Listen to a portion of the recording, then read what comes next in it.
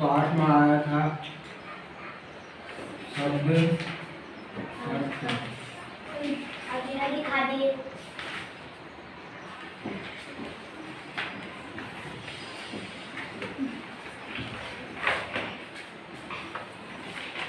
डाकिया, डाकिया किसको कहते हैं? हाँ, जो पत्र देता है डाकिया।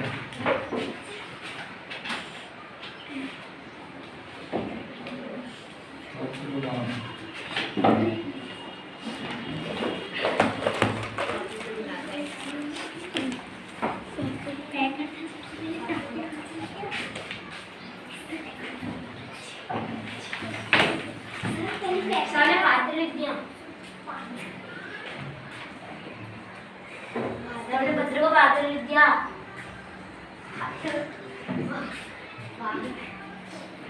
सर पात्र लिख दिया, पत्र को पात्र लिख दिया अपने नीचे। सर फॉर्म में आगे मात्रा डालनी है। सर फॉर्म के बगल में पूरा डालो। पैकेट था तो पत्र है खाली पत्र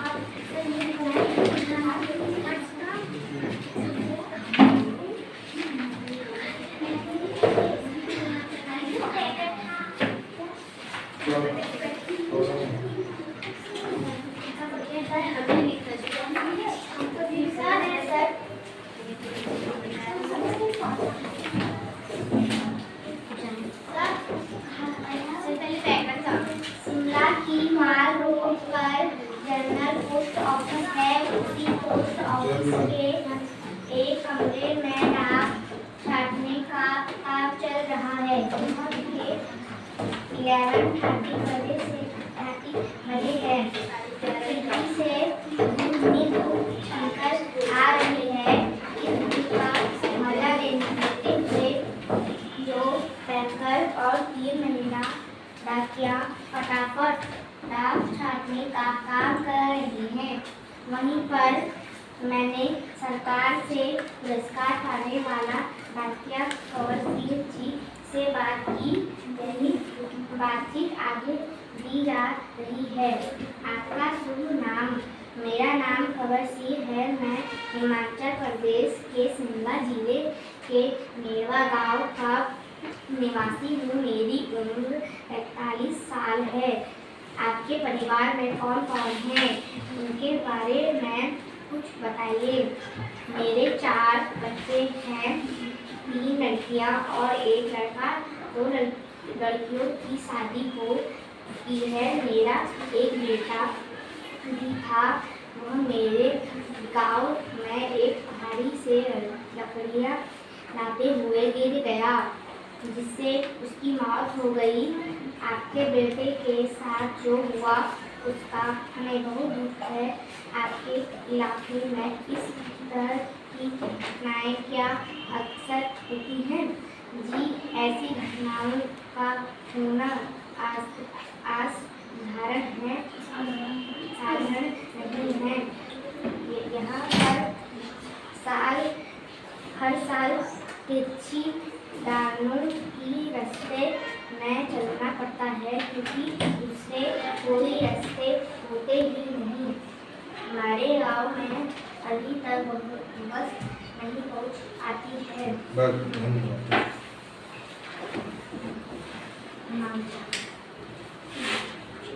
शिमला से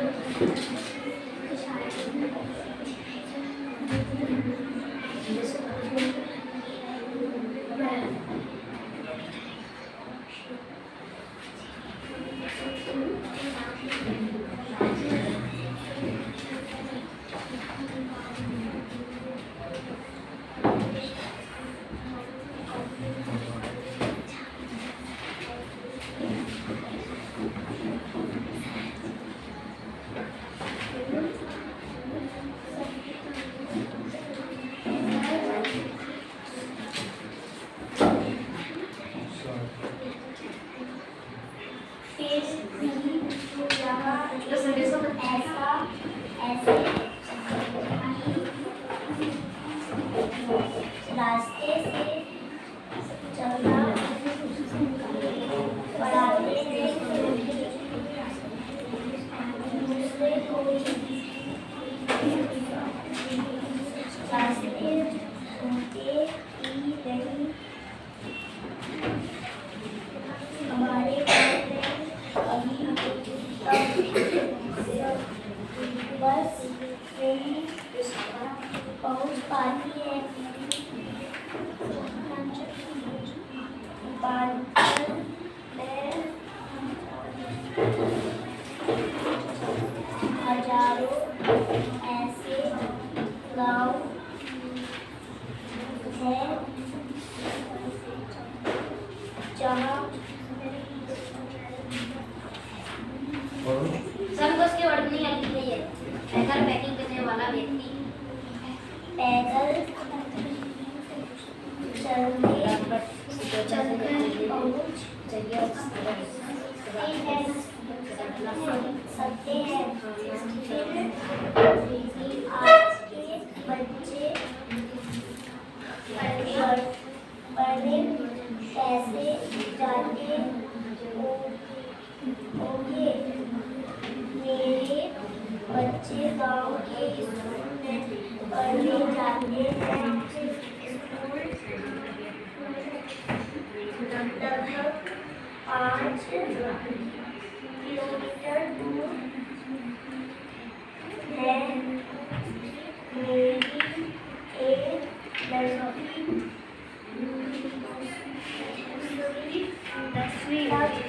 10वीं तक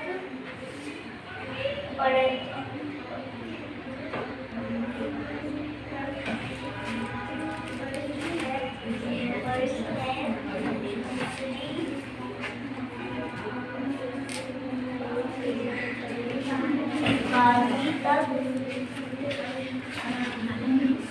तीसरी लड़की 12वीं कक्षा में पढ़ रही है। बेटा 10वीं में पढ़ता है। आप तो उसके आगे दो। आप सभी का मेरे 4 बच्चे हैं, 3 लड़कियां और 1 लड़का।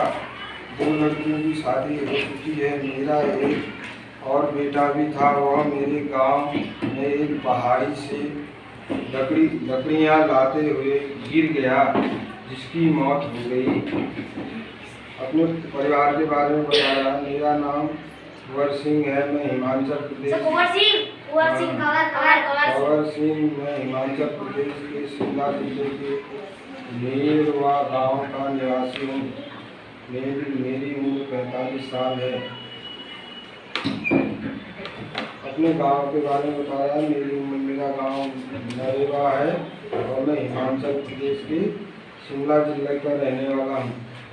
मेरे 4 बच्चे हैं, 3 लड़कियां हैं और 1 लड़का है। 2 लड़कियों की शादी है। आपके बेटे के साथ जो हुआ उसका हमें बहुत दुख है। आपके इलाके में यह घटना क्या अक्सर होती है? जी, ऐसी घटनाओं का होना असाधारण नहीं है। यहाँ हर साल किसी ढलानों या ढाकों से घास काटते हुए कई औरतें गिर के मर गई। बढ़ जाती है। फिर भी यहाँ ऐसे ही रास्ते से चलना पड़ता है, क्योंकि दूसरा कोई रास्ता नहीं होते। छोटे छोटे रास्ते होते हैं। घास लाने में, लकड़ियाँ लाने में औरतें गिर जाती हैं और मर जाती हैं। ऐसी बहुत दुर्घटना होती है पहाड़ में। हमारे गांव में अभी तक बस नहीं पहुंची। पिछड़ा गांव है, यहाँ अभी तक बस नहीं पहुंची है। हिमाचल में हजारों ऐसे गांव हैं जहाँ पैदल चलते ही पहुँचते हैं।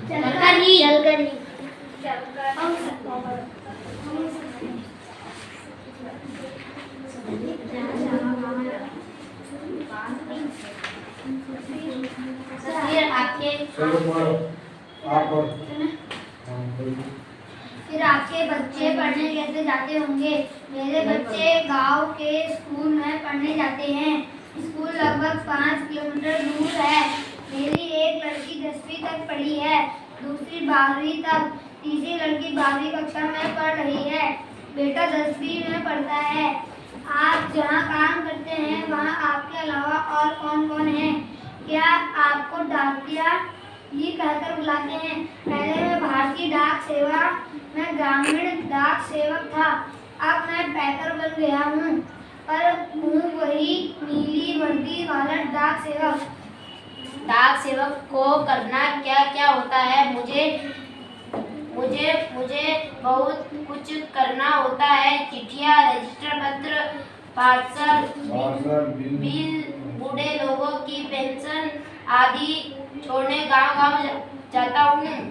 क्या यह सब अभी भी करना पड़ता है? क्योंकि अब तो सूचना और संदेश देने के बहुत से नए तरीके आ गए हैं। शहरों में भले ही आज संदेश देने के कई साधन आ गए हैं, जैसे फोन, मोबाइल, ईमेल वगैरह, लेकिन गाँव में तो आज भी संदेश पहुंचाने का सबसे बड़ा जरिया डाक ही है। इसलिए गाँव में लोगों डाकिये का बड़ा आदर और सम्मान करते हैं। अपनी चिट्ठी आदि पाने के लिए डाकिये का इंतजार करते हैं।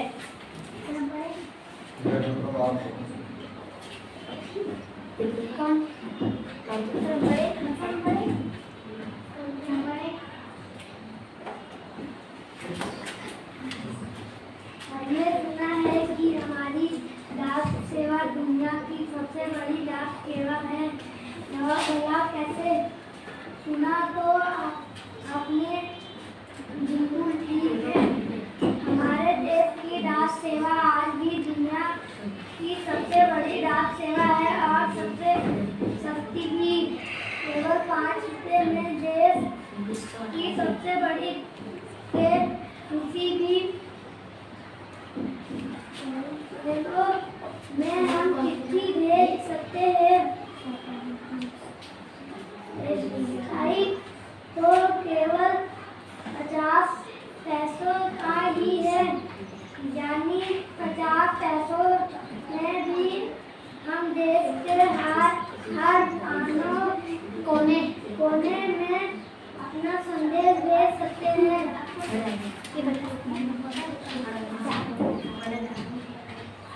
आपको अपनी नौकरी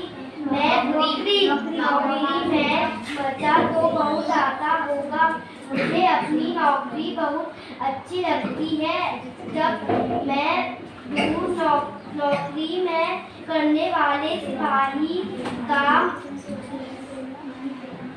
मनी ऑर्डर लेकर उसके घर पहुंचता हूँ तो उसके बूढ़े माँ बाप का खुशी भरा चेहरा देखते ही बनता है। ऐसे ही जब किसी का रजिस्ट्री पत्र पहुंचाता हूँ जिसमें कभी रिजल्ट कभी नियुक्ति पत्र होता है तो लोग बहुत खुश होते हैं। बूढ़े दादा और बूढ़ी नानी तो पेंशन के पैसे मिलने पर बहुत ही खुश होते हैं। 6 महीने तक वे मेरा इसके लिए इंतजार करते हैं। हिमाचल में बूढ़े लोगों को पेंशन हर 6 महीने के बाद दी जाती है। आप क्या शुरू से इसी डाकघर में काम कर रहे हैं? शुरू में तो मैंने लाहौल स्पीति जिले के किब्बर गांव में 3 साल तक नौकरी की है। यह हिमाचल का सबसे बड़ा ऊंचा गांव है। इसके बाद 5 साल तक इसी जिले के गाजा में और 5 साल तक किन्नौर जिले में नौकरी की है। उस वक्त इस गांव में टेलीफोन नहीं थे। पैसे भी सिर्फ मुख्यालयों तक ही जाती थी। अभी भी कई ऐसे गांव हैं जहां ना तो बस जाती है और ना ही वहां टेलीफोन है। ऐसे जगह में ग्रामीण डाक सेवक का बहुत मांग किया जाता है। आप पहाड़ी इलाके में रहते हैं, जाहिर है डाक पहुंचाना आसान काम तो नहीं होगा। हाँ, मुश्किलें तो आती ही है। जब मैं किन्नौर जिले में मुख्यालय अधिकारियों की नौकरी करता था तो सुबह 6 बजे मेरी ड्यूटी शुरू हो जाती थी। मैं 6 बजे सुबह शिमला जाने वाली बस में डाक का बोरा रखता था और रात को 8 बजे शिमला से आने वाली बस से डाक का बोरा उतारता था। पैकर को ये सब काम करने पड़ते हैं। किन्नौर और लाहौल स्पीति हिमाचल प्रदेश के बहुत ठंडे तथा ऊंचे जिले हैं। इन जिलों में अप्रैल महीने में भी बर्फबारी हो जाती है और बर्फ में चलते हुए पैरों को ठंड से बचाना पड़ता है, वरना स्नोबाइट हो जाते हैं। इससे पैर नीले पड़ जाते हैं और उनके ही जाती है, जिससे जिलों में मुझे एक घर से दूसरे घर तक डाक पहुंचाने के लिए लगभग 26 किलोमीटर रोजाना चलना पड़ता था। हिमाचल में एक गांव से दूसरे गांव की दूरी लगभग 4 या 5 किलोमीटर तक होती है। हिमाचल के गांव छोटे छोटे होते हैं। एक गांव में बस 8 से 10 या कभी कभी 6-7 पर ही होते हैं, इसलिए चलना काफी पड़ता है। चलना तो खैर हमारी आदत में ही शामिल हो चुका है। ग्रामीण डाकिये की जिंदगी में तो चलना ही चलना है। आपने बताया था कि पहले आप डाक सेवक थे, अब पैकर हैं। इसके आगे भी कोई प्रमोशन है क्या? पैकर के बाद डाकिया बन सकते हैं, बस एक इम्तिहान पास करना पड़ता है। अभी तो काम के हिसाब से हमारा वेतन काफी कम रहता है। सारा दिन कुर्सी पर बैठकर काम करने वाले बाबू का वेतन कहीं ज्यादा होता है। बैठिए प्रभु।